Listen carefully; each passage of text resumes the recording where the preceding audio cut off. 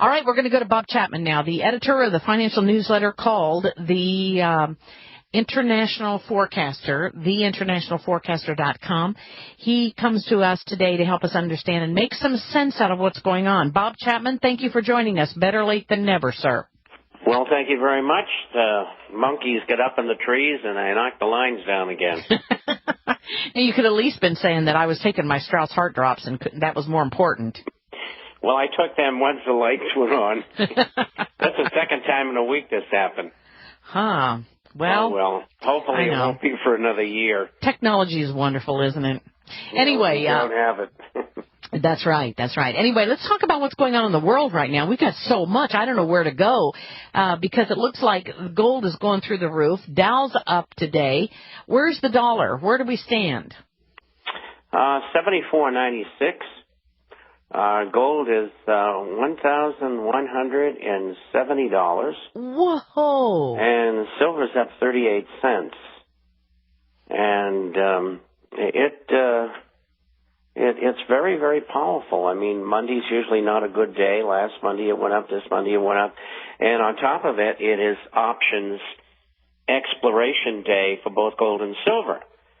And so usually they try to knock the price down. They've been very unsuccessful at doing that. And they're going to lose hundreds of millions of dollars in the contracts that are in the money for people taking delivery of their physical. And the question is, can they make the physical delivery? We're going to find that out in the next couple of weeks. So this saga is going to go on for a while yet. And so gold is going to continue to go up. It's not going to stop until probably it gets to around $13.25. It'll back and fill for $50 to $100. That's it. And it's going higher. $13.25. Now, I remember when you were saying, yeah, it could actually go up to $1,100. And some people said, yeah, right. Well, 96% of all letter writers, economists, and analysts said it was going to go down. And I would hate to be their subscribers because, I mean, the losses are colossal. I mean, they started this around 975 and 980 and said it was going to go to 900, 800, 700, wherever they predicted. And so it hasn't done that. So there's been massive losses by their subscribership. And, you know, when you're in a bull market, you get in and you stay in. You can make a little change once in a while, but other than that, no. Well, I'll tell you what, I think that, you know, obviously people who have been following you know that you're telling them the truth.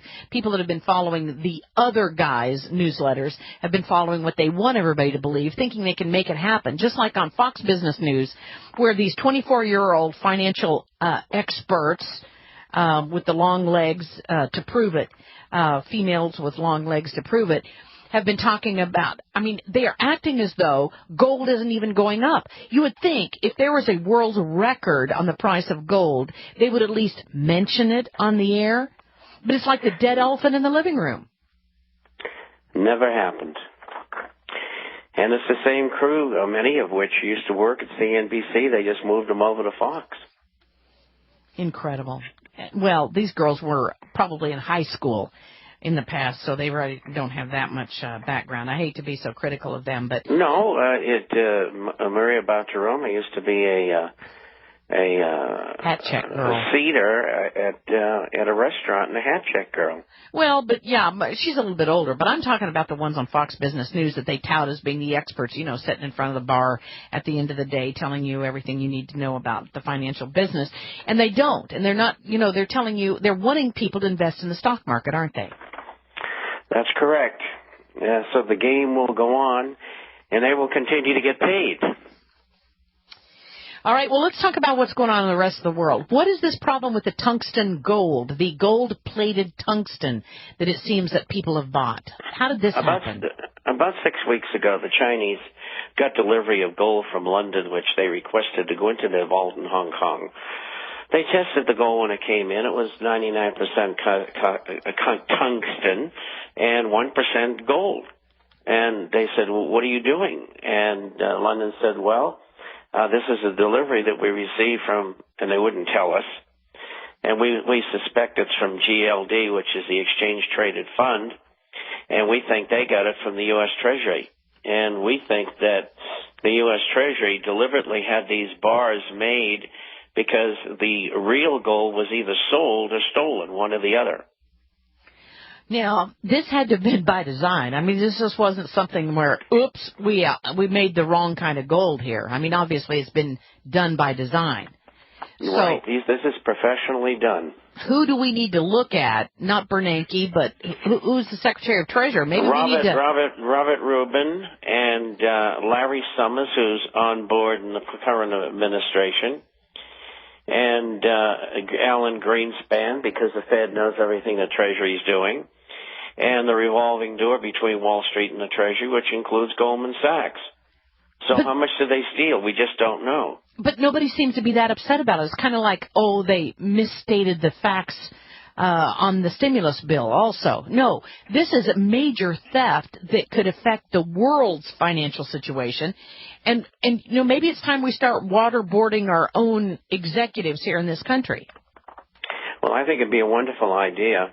I'm not much for torture. I'm not either. The best way to do is get an example, take them out and shoot them, and maybe they'll get the idea. Well, I'm telling you that it's as if all of this stuff is just, I'll be darned. We found out our gold wasn't gold. Well, shoot, how could this have happened? I mean, no, where's the outrage? Where is the auditing that's going on? Where is the tracking of this? I mean, do you actually think that they're tracking down the gold and looking for who did this? I think that they have to in this case, and the reason why is delivery. I mean, the Chinese want delivery, so somebody's got to come up with the gold, and nobody's talking. And of course, what we're running into is the stonewalling by the media. I mean, the only people who are talking about this are myself and a handful of other people, and that's it. Yep. Well, it's looking like there's going to be some serious financial problems around the world. Does that mean that people aren't going to be able to get gold? Does that mean they're not going to be able to make any new gold? What are the implications? You got to mine it, and there's plenty of gold above ground that could be for sale. But the point is, it's going to put pressure on the market, and the reason it's going to put pressure on the market is that somebody has to go somewhere and get this gold to deliver not only to the Chinese. How many other people got tungsten bars? I mean, they're short the gold. Whoever delivered didn't deliver the right thing, so they're short. They don't have it. They must go find it. And if they don't go find it and deliver it, I guess they go bankrupt. Well, 400-ounce bars, which is what we were told they were, 400-ounce bars are pretty big. So this would just be gold. Institutions. Institutional gold. It wouldn't be anything. We do have subscribers who have taken delivery, but not many. And one of them contacted me and said, "What do I do?" I said, "Well, you go and find out, what's in there." And that's what he's going to do. He has to go to the trouble of doing that. And there's a number of ways that I've put into the forecaster that experts can test it to find out without drilling it. I guess the Chinese drilled them, but you don't really have to do that. And maybe they were going to reconfigure the bars and stamp on it, the Bank of China or something. But they checked it. And, there's all kinds of shorting going on in the system. Selling gold, selling silver, which they do not own. And they must find if somebody asks for delivery. And a perfect example is today, after today is over, the delivery of 19,000 contracts at $1,100 gold. And had it gone to $1,200 gold, which it did not, could before the day is up, but I don't think so. There was 39,000 contracts of option at $1,200 in gold. And another thing I've not brought up in this program is that we have caught the major aluminous brokerage firms and banks shorting the gold shares, and they are short big time. Goldman Sachs alone is short 6 million shares of one particular $60 stock, and they are going to have to cover it. It's going to go up, and they're going to lose a lot of money. Okay, so what does all this mean to us? All these shorting of It stocks. means that it pushes the price of the gold bullion, the gold coins, and the gold shares higher than they normally would be. So if normally we were going to go to 1325, maybe now we won't go there. Maybe we'll go to 1650. Wow. These people are so arrogant. They think they can do anything they want. Mm-hmm. And this time they're caught in a vice.